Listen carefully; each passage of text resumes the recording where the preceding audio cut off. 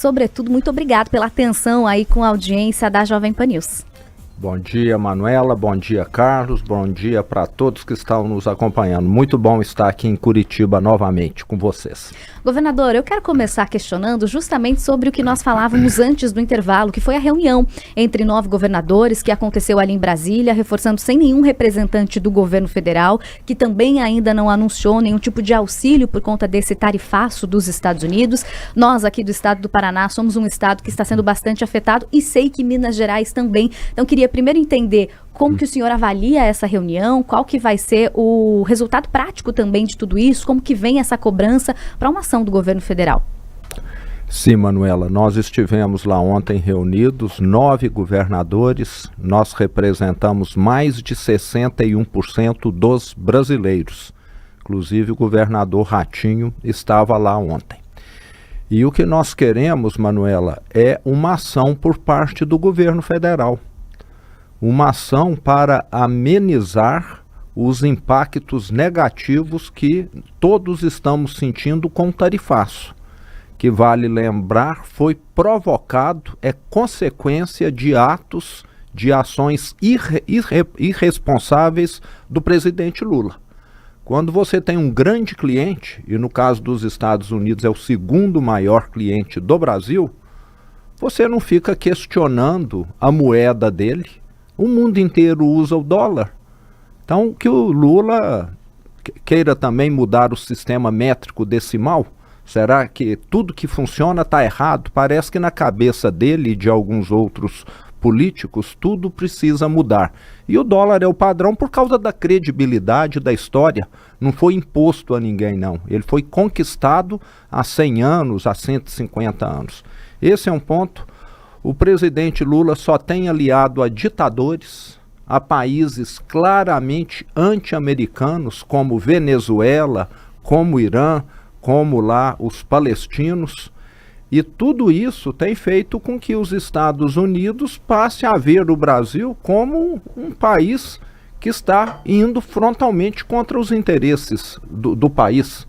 E nada mais claro do que você está retaliando. Se alguém está só prejudicando o Brasil e o Brasil ficar quieto, parece que dá a entender que você está concordando com isso.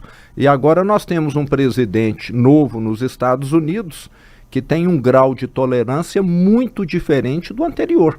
Então o presidente precisa rever se ele quer ficar com os países do Ocidente, que estão aqui do nosso lado, que são cristãos, que são democráticos, ou se ele quer continuar no meio dos BRICS, que na minha opinião é um Frankenstein.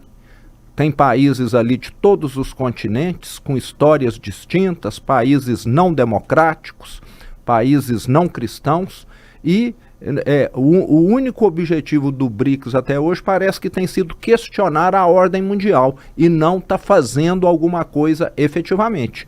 Vale lembrar que o Brasil precisa negociar bem, vender para o mundo todo.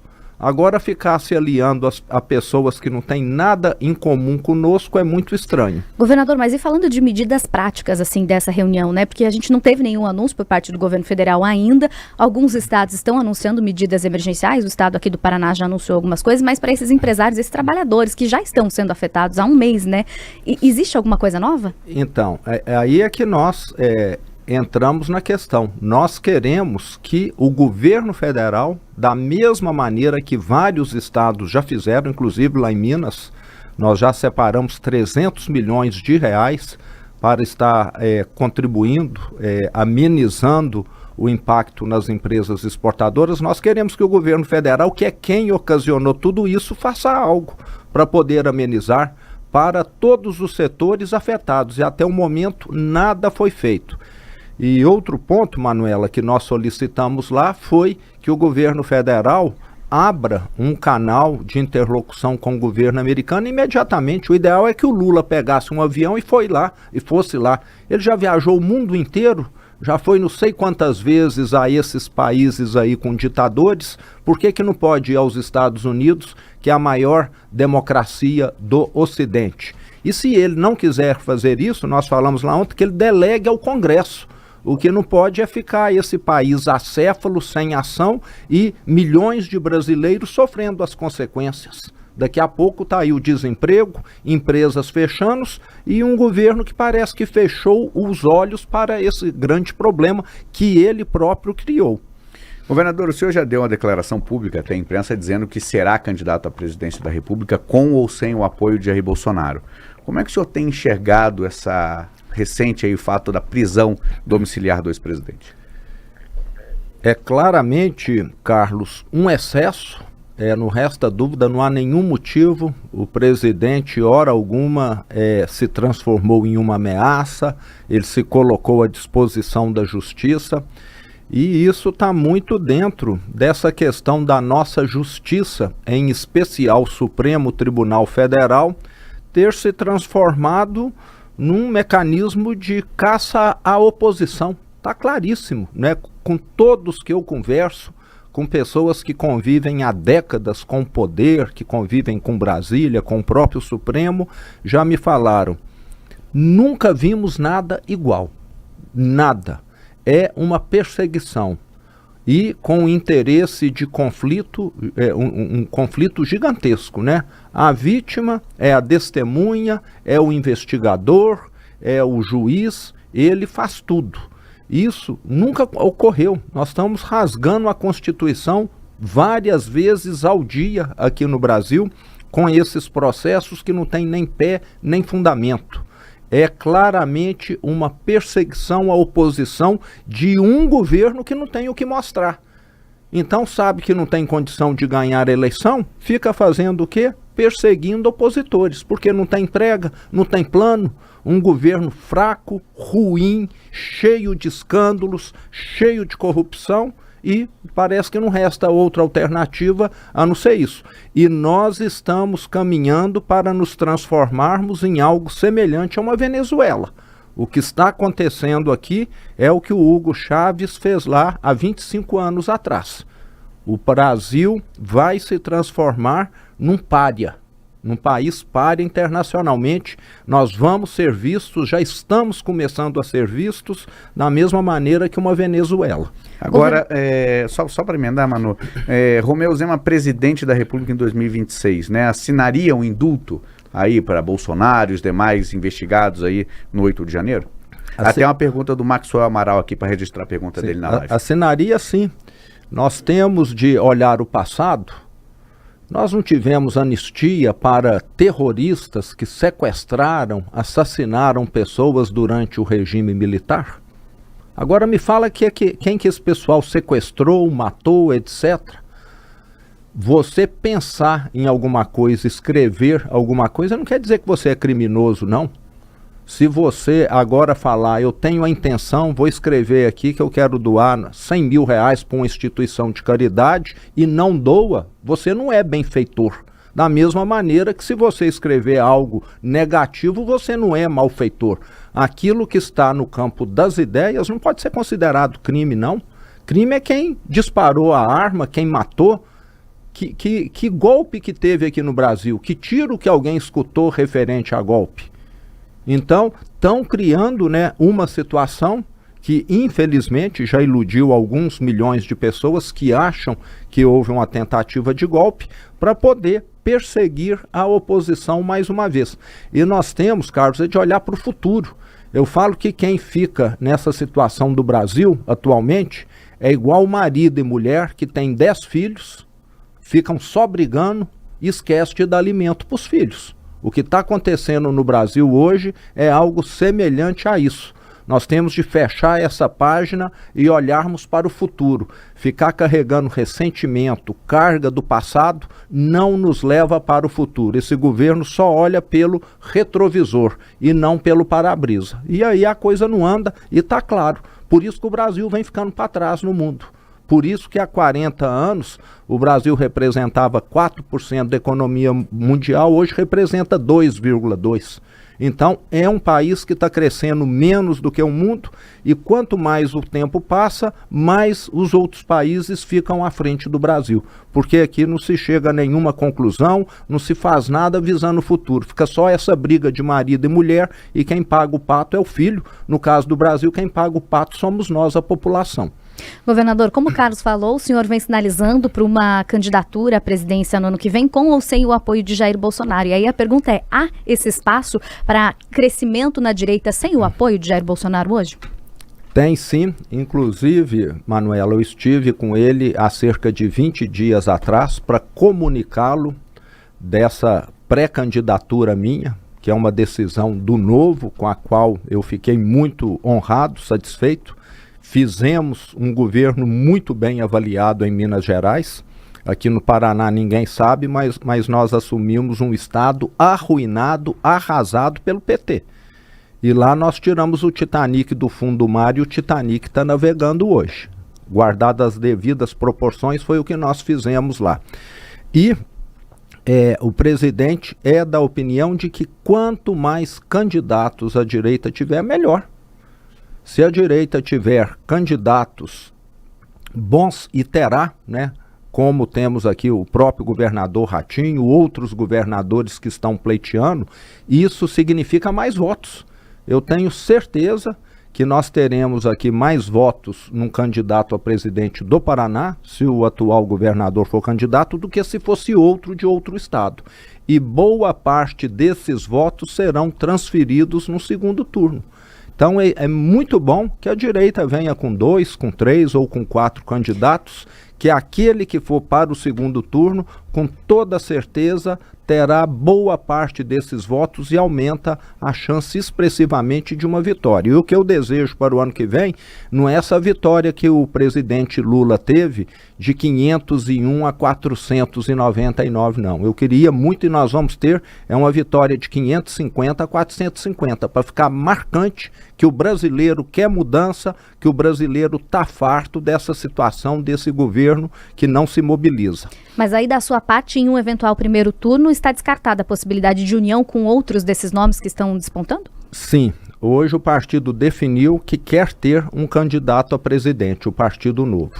E aí como é que o senhor pretende, presidente, governar com o Congresso e agora com o Supremo Tribunal Federal, com essa relação cada vez mais tensa que a gente vê em Brasília?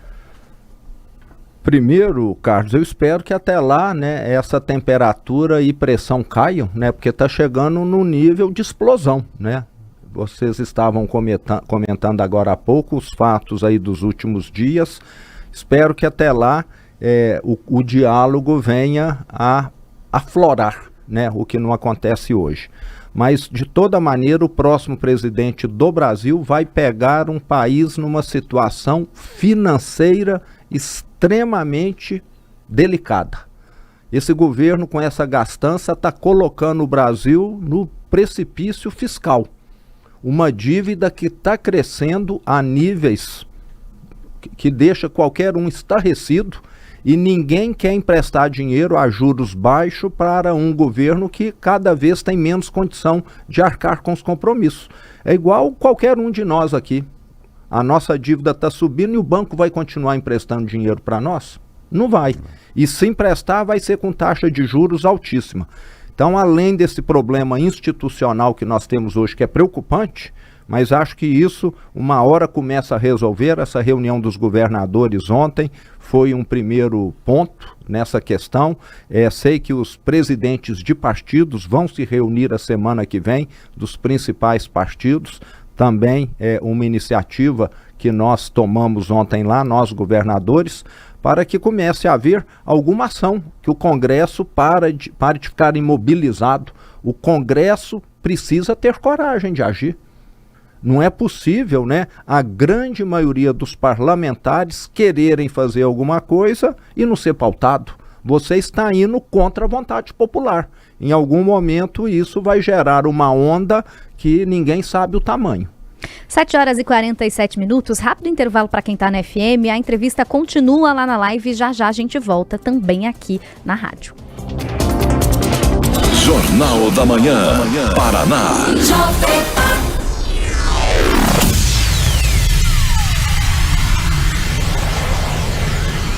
Ao vivo e exclusivo para o pessoal que está aqui com a gente no canal do YouTube Jovem Pan News Paraná. Não esqueça de deixar o seu like e a entrevista continua exclusivamente para você que está com a gente na internet, com pergunta, inclusive, de você que está aqui na audiência. Já que o governador estava falando do Congresso Nacional, a audiência pergunta aqui sobre a sua opinião sobre esse impeachment de Alexandre de Moraes e essas pautas que começam a ressurgir, vamos dizer assim, no Congresso Nacional para tentar frear um pouco o Supremo Tribunal Federal.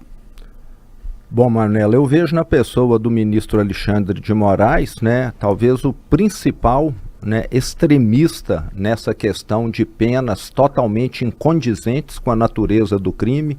Alguém ser condenado a 17 anos porque assentou numa cadeira, né? Eu acho que isso não existe em nenhum lugar do mundo, né? Alguém assentar numa cadeira, isso significa que é um golpe contra a democracia, um atentado contra a democracia. Assentou na cadeira, tá errado? Tá. Ninguém pode entrar num local público ou privado, como é lá, e quebrar, depredar, assentar, usar os equipamentos. Mas que a pena seja de acordo com o que está lá na legislação, e não que você é um terrorista porque fez isso, como estão dizendo. Então, esse extremo realmente vai ter um custo, né? E eu não concordo de forma alguma com essa posição, que na minha opinião tem sido de perseguição política. Agora vai caber ao Congresso avaliar. E eu sou favorável a colocar um limite no Supremo, sim, a mudar a maneira como ele pode nomear seus membros. Eu mesmo sou favorável a ter mandatos, né, que seja 10 anos para quem está lá, como já existe em diversos outros países, porque aqui no Brasil nós estamos vendo o que pode acontecer quando um Supremo fica totalmente tendencioso e pende para um lado e gera essa crise institucional. Agora, o senhor, entre aspas, sofre de um mesmo mal, até a gente costuma comentar bastante aqui, do Caiado, do Ratinho Júnior, que eles são muito populares nos seus estados, onde os senhores governam, mas tem essa dificuldade de nacionalizar o nome para uma eleição presidencial. O que o senhor tem feito, né, para tentar chegar ao maior número de pessoas? E já avisando o senhor aqui, que a Anitta Prazeres, na nossa live, diz que o senhor tem o voto dela já aqui no Paraná, pelo menos alguns votos o senhor já começa a arrebatar aqui no estado.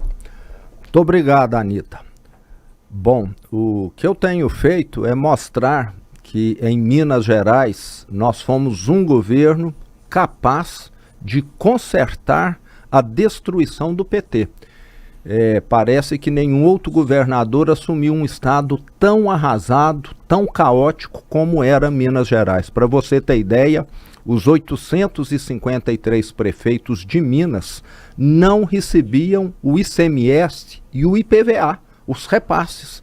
Isso é a mesma coisa que alguém trabalhar sem receber a totalidade do salário, simplesmente porque o antigo governador do PT falou: eu não tenho dinheiro, o estado está quebrado, eu quero que as prefeituras quebrem também. Nós tivemos lá em Minas Gerais prefeituras que, em vez de pagar o salário, passaram a dar cestas básicas para os funcionários municipais até que a situação fosse equacionada. Lá em Minas Gerais nós tivemos 240 mil funcionários públicos inscritos indevidamente no SPC Serasa, porque o governo descontou o empréstimo consignado e não pagou os bancos. Então essa era a situação lá. Então eu falo que lá nós mostramos que Minas Gerais foi um estado reerguido, é o Titanic que saiu do fundo do mar e que hoje está caminhando, com dificuldades ainda, mas já não está no fundo do mar. Então eu vejo que nós temos aí, temos condição de termos propostas, porque tivemos de cortar na carne. E eu faço questão, Carlos, de dar o exemplo. Um governo quebrado. Nós tínhamos lá um governador que morava num palácio com 32 empregadas, mordomos, garçons, governantas. Em vez de morar no palácio, eu aluguei uma casa comum, aonde eu moro, tem uma empregada que eu também pago do meu bolso.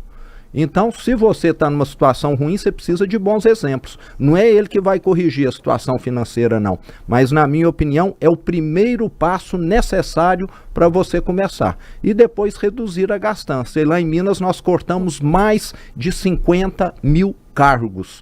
Isso seria o equivalente, já que Minas representa aproximadamente 10% do Brasil, o governo federal cortar 500 mil de cargos. É algo muito expressivo e melhorando todos os indicadores de políticas públicas. Então, acho que Minas tem o que mostrar e é o que o Brasil precisa fazer. Para você que está nas ondas da FM, estamos de volta aqui com entrevista exclusiva no Jornal da Manhã Paraná com o governador de Minas Gerais, Romeu Zema. Governador, chegou um monte de mensagem, não só aqui no chat, como no nosso telefone de WhatsApp, de pessoas fazendo críticas a essa sua postura fechada de alianças com outros nomes da direita em um primeiro turno em 2026. O receio é justamente a divisão de votos na direita que pode dar força para a esquerda. Como que o senhor responde a isso? Bom, eu respondo que questões políticas não dependem só de mim, Manuela, depende do partido, né? Depende de questões pessoais. Hoje a posição do Partido Novo, a qual eu estou filiado, é essa. Se amanhã a posição do partido mudar, e pode mudar, né? Eu já participei de 2 campanhas, lembrando que eu sou recente na política, eu não sou político profissional, não sou político de carteirinha, eu disputei a eleição de 2018 e de 2022 por inconformismo, por indignação com o PT em Minas Gerais. E vi que no último dia do prazo, muita coisa muda. Se o Partido Novo lá na frente chegar à conclusão que talvez haja um caminho melhor, provavelmente ele vai adotar, mas a posição hoje é que o Partido Novo terá um candidato a presidente. E como eu disse, eu não vejo 2, 3, 4 candidatos como algo negativo não, porque no segundo turno todos estarão juntos, vão se unir. Então no primeiro turno vai ser um teste para esses candidatos e no segundo todos juntos contra a esquerda. E são vários, desculpa, Carlos, são vários esses nomes que estão surgindo, sobretudo Ratinho Júnior aqui do Paraná, Romeu Zema, Minas Gerais, Ronaldo Caiado de Goiás e Tarcísio de Freitas de São Paulo. O senhor se avalia como o melhor desses 4 nesse momento? Eu não me avalio como o melhor não, cada um tem os seus históricos, os seus diferenciais. Agora nenhum precisou tirar o Titanic do fundo do mar como nós. Entende?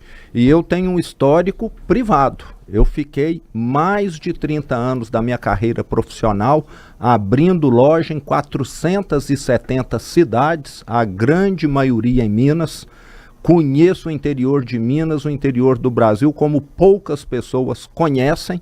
E tenho um histórico de empresário, de estar coordenando o time, montando equipes, muito mais do que está fazendo política. Então acho que o Brasil também precisa e está tendo, né, uma oxigenação na política. Precisamos de ideias novas, pessoas novas. Então nesse ponto aí eu sou um pouco diferente dos demais que muitas vezes têm aí um histórico público bem maior. O governador Romeu Zema vem a Curitiba para participar de um evento de filiação, né, do vice-prefeito de Curitiba, Paulo Martins, que está aqui também no nosso estúdio, o Lucas Santos, presidente estadual aqui do Novo também, e esse evento de filiação acontece hoje, né, 6h30, a partir de 6h30, ali na Sociedade Thalia. O que representa essa entrada do Paulo Martins no Partido Novo e o que o Novo projeta para o cenário da eleição de governo em 2026? Bom, Paulo é muito bem-vindo, é uma pessoa que já tem um histórico que vocês aqui de Curitiba, do Paraná, conhecem, e eu, como, né, um filiado do Novo, fico extremamente satisfeito. E o Novo tem mostrado que onde ele chega no executivo, as coisas melhoram. Tanto eu, quanto o prefeito Adriano de Joinville, uma das maiores cidades aqui da região sul, em Santa Catarina, tivemos uma reeleição muito acima da média e temos provado que essa gestão com gente qualificada, essa gestão que combate todo tipo de privilégio, que combate corrupção, que quer transparência, que é muito criteriosa com qualquer gasto do dinheiro público, é uma gestão que traz bons resultados. E, na minha opinião, é aquilo que o Brasil precisa. E eu tenho certeza que o Paulo está vindo para o Novo porque ele tem esses princípios e pode agregar muito. E em Minas Gerais, aonde o Novo começou primeiro, com a minha eleição em 2018, o partido cresceu muito em termos de vereadores, de prefeitos, e o ano que vem, com toda certeza, nós vamos ter um avanço considerável também em deputados federais e senadores. Governador, para a gente encerrar, porque infelizmente estamos ficando sem tempo, a gente já falou de vários nomes ali, né, que estão se mostrando como presidenciáveis, chamamos assim, para o ano que vem, mas quero falar especificamente do governador Ratinho Júnior, que é o governador aqui do estado do Paraná. Quero entender a sua relação com ele, até sabemos que existe agenda hoje com o Ratinho Júnior, o senhor já tem outra data prevista para estar de novo aqui em Curitiba, acho que a reunião do COSUD vai acontecer ainda nesse mês, o senhor talvez venha aí também aqui ao nosso estado, então quero entender a sua avaliação de Ratinho Júnior como um nome aí alçado também no cenário nacional e a sua relação com ele. Bom, minha relação com o governador Ratinho Júnior é a melhor possível. Nós fomos eleitos, né, em 2018, estamos completando já, tanto ele quanto eu, 6 anos e 7 meses de mandato, então já é um tempo expressivo. O Paraná avançou muito, ele está de parabéns com a gestão, conheço diversas pessoas da equipe dele, montou um time muito bom e nós nos damos muito bem, estávamos juntos lá em Brasília. E tenho certeza que o fato dele vir a ser um pré-candidato, candidato e eu também, não vai mudar em nada essa relação. Enfrenta ele sem problemas em 2026. Porque o que nós queremos, Manuela, é um Brasil melhor. E eu acho que as propostas dele e as minhas são muito semelhantes. É um governo austero, um governo com gente competente, que combate corrupção. E nós vamos continuar juntos. O nosso grande objetivo é tirar a esquerda, que tem se mostrado desastrosa. Então eu vejo que nós temos muito mais afinidades do que diferenças. E respeito ele, gosto da pessoa dele como pessoa mesmo, e vou ter hoje a felicidade de almoçar com ele lá no Palácio. Governador, eu falei que era a última, mas só para fazer uma pergunta aqui que chega da nossa audiência, mas já estouramos o tempo. A cobrança de, não você também, né, mas outros governadores, de não terem estado presentes na manifestação que aconteceu no último final de semana, apesar de defender as pautas que estavam na manifestação, como fez aqui na nossa bancada. Por que não foi? Então, eu sou da opinião que todo evento como esse, você deve estar prestigiando. Lembrando que eu já fui, acho que em 90% dessas manifestações. Mas algumas agendas, até por questões pessoais, familiares, não é possível. Eu moro em Belo Horizonte, minha família mora no Triângulo Mineiro, a 400 quilômetros. Eu costumo ver meus pais, no máximo uma vez por mês, 1 dia, 2 dias, já são idosos. Meus filhos menos ainda. E eu já tinha compromissos assumidos. Mas o meu discurso continua o mesmo e eu fico muito satisfeito de ter ido muita gente na rua. Vale muito mais gente na rua do que em cima do caminhão. E o pessoal está achando que é gente em cima do caminhão que conta, é gente na rua. E isso aconteceu. Então eu fico muito feliz e quem me acompanha sabe que a minha posição é exatamente igual a dos manifestantes, a de quem subiu no caminhão também. Inclusive, acho que eu tenho sido até o governador que mais tem se posicionado a respeito desses excessos que o Supremo tem cometido. Governador